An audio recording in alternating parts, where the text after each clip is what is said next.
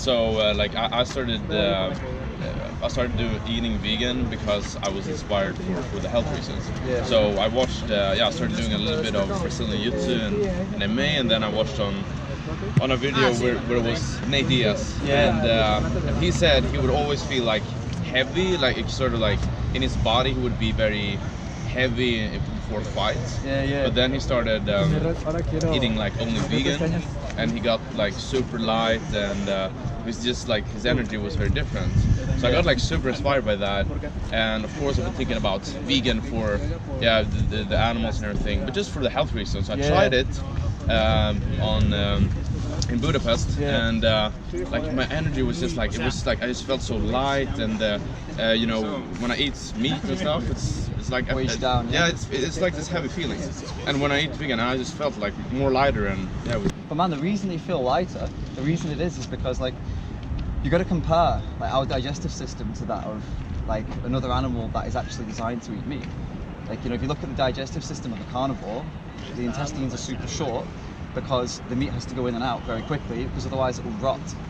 Ours, you've seen how long the human intestines are. Like they go like this, wrap round, round, round, and round, round. Do you know how long a piece of meat goes through that before it's fully digested, and how much energy that takes your body to actually get anything from it? Oh yeah, that's why you get more energy with with the normal or with the vegan, because it's like it's supposed to be, but with the meat it's like it takes you down. It's like it takes energy. Of course it does. It takes energy to digest it and break that meat down, because it's not something we're supposed to eat. It's not just meat as well, man. It's dairy. You know, but bread and dairy and everything, like I stopped at 2. I feel like super healthy. So you've been like almost vegan for like no. I started doing vegan for like 2 months in Budapest, but then it is kind of hard because I travel with my friends and everything. So now I've been like, it's almost like I've had to eat meat and I've had to eat bread and all that stuff, but now I'm gonna like cook vegan again, get into it. There's a few documentaries you can watch to know about the health and stuff. There's What's the Health? It's on Netflix. Okay, and there's Forks Over Knives, which is another really good one. And it's something good. I mean, like, I think being vegan, like you mentioned about the animals, right? That's something I recommend to focus on a little bit more, because if you're doing it just for the health, you will fall back, because you know, taste often beats health. You know what I mean? Like you look at like for example, we look at a vegan burger and it's like, oh, I want to eat healthy, but that vegan burger tastes great, and you'll eat it, right? It's like a vampire who wants blood. Human blood versus animal. Exactly. But if you look at it in terms of like the ethical side of it, which is a really good video called "The Best Speech You Will Ever Hear" on YouTube. Watch that, and it'll. I think you're. Send all this on Facebook. So man. I'll swap after. But basically, like, as soon as you start considering animals as victims instead of products, that's when this whole change becomes easy, because it's not just for health. You start thinking like, wait a minute, like I eat this burger, someone dies. You know what I mean? It's not like, oh, I'm going to be unhealthy. It's no, someone actually dies when you eat the burger. So I think once that clicks in your mind, then that's it. You won't want to eat it anymore. I think that's the step. Like, and that's why a lot of people that do it for health, they don't really stick with it, because they're still disconnected from the animal. You know. But I mean, man, these documentaries, the health ones will show you the Gary Yourofsky speech I'm going to send you. Like, that is it's about an hour long, but it'll really open you up to that side of this. You know, like why are we eating them in the first place if you don't need them, right? So killing them for no reason. It's kind of, what do you mean? It's psychotic, really, isn't it? You know what I mean? I've been thinking that I'm not like 100% converted, but I've been thinking about that. Like, it is kind of weird. Like, I mean, you eat something and then it's like, I mean, that's a killed being. But I mean, a good example, man. I mean, like, what do you think? You were in Spain, right? So bullfighting is huge. That I think that's kind of humiliating too. It's like, it is bad for them. Why do you think it's bad? What is bad about it?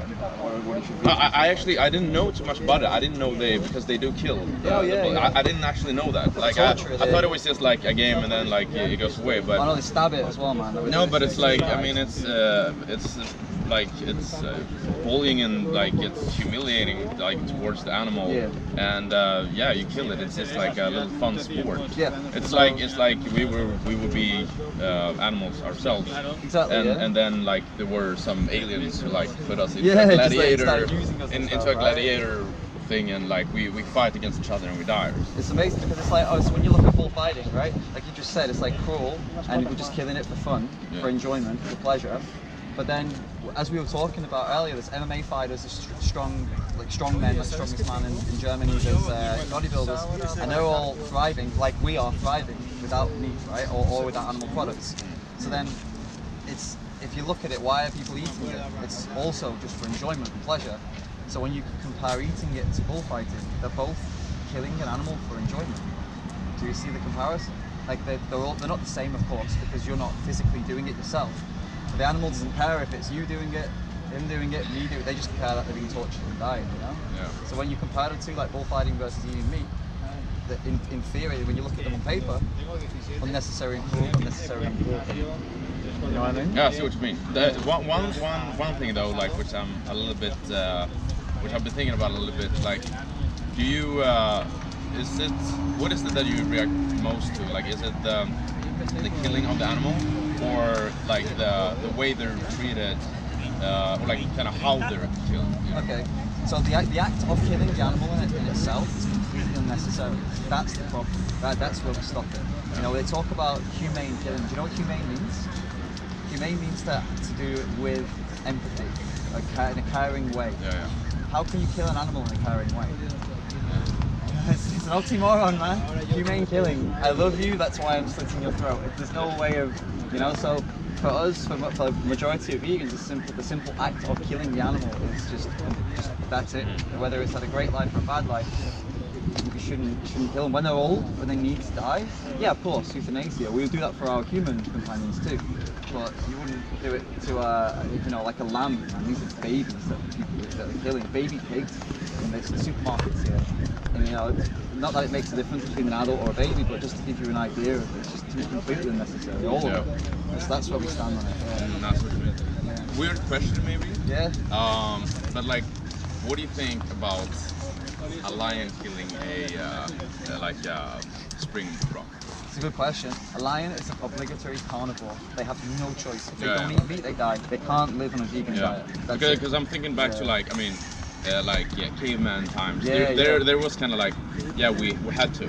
And in I don't know how it is in the world, but if it's like we can like survive 100% on vegan, man. If we can, then yeah. It's not even surviving though; it's thriving. You know, we can not just be okay; we can be better than okay. And in the caveman times, something we refer to a lot. We also had certain organs that we don't have now. You know, you can have organs removed from your body that you no longer need. That's how much our bodies have changed from caveman times. So yes, it was a necessity then. We were scavenging. The way we've evolved now is that we've evolved that we don't need to do it anymore. That's the ultimate, you know. For example, cavemen used to rape each other. You know, they used to rape each other and beat each other. Does that mean we should still rape each other and beat each other now because we did it then? You know, there's a lot of things we did then that we don't do now, is what I'm saying. Yeah. This is one of them. The barbaric things like that. Yeah. It's a good question though, man. I'm interested. I will look at the videos definitely. Yeah, we've got a card. Jeff, have you got a card? You can check it out. Are you feeling the pressure? Everyone's So basically, man, this is one of the groups that we support, Anonymous for the Voiceless, with the masks that I was telling you about. Everything I told you is here. So the best speech you'll ever hear, YouTube. That is the one I watched. How Not to Die. Oh, nice. Yes, this is the one I watched. So you've already seen it. Well, they're all amazing. The best ones, in my opinion, the best speech you'll ever hear for ethics. This guy's really amazing. The speech will like really get you into it. Earthlings, good one, but it's very strong. What the Health and Folks Overnight. I'm a mentor for this. I'm actually not working but volunteering for this group. It's Challenge 22. So basically what happens is you sign up, you get 22 days of free support. So if you want to try being vegan for 22 days, free, with like loads of other people all trying to be vegan, and people like me in the group to help everybody be vegan, you get it free for 22 days. And you get like recipes, you can ask whatever you want. It's a support group. So even if you accidentally eat something and you're really pissed off, you can put it in that group and then you'll get the support to like everyone else is in the same boat. You know what I mean? So it's a really nice group. It's like a safe place basically. Oh, nice. Because the internet can be a bit dangerous with these things. Yeah, you know, I get that. But the accountability is probably really good for a lot of people. It's really good, man. Yeah, it's really good. Yeah. And so what do you reckon? Do you reckon you'll check out 22 Challenge 22? I'll check it out definitely. I mean, I've completed like 22 days, but I'll recommend it to friends too. Cool. Well, so the idea is that I don't think, me personally, I don't think anyone should just like go vegan. It's like without support. Is what I mean. Yeah, So like, yeah. if I said to you now, yeah, go vegan, that's not a good advice, because you know what, you might try it, you might make yourself sick because you don't know what to eat. What I'm saying is that 22-day support, that's to kick you off with the recipes, with the advice you need. Then after that, you're set. Because a lot of people try it by themselves and they say they feel weak and they lose their energy and they're not eating the right things and they just give up. Yeah. Because it is a change of life, but that resource would help people. Well, I'll definitely I'll check it out. I'll Yeah, recommend it to friends too. I mean, I've accomplished like the like 2 months, so I know it nice. feels so good. So Cool, man. I'm gonna do it anyways. Like, Sweet. but the recipes and stuff, I need that. Yeah, it's really good. Because some I haven't like really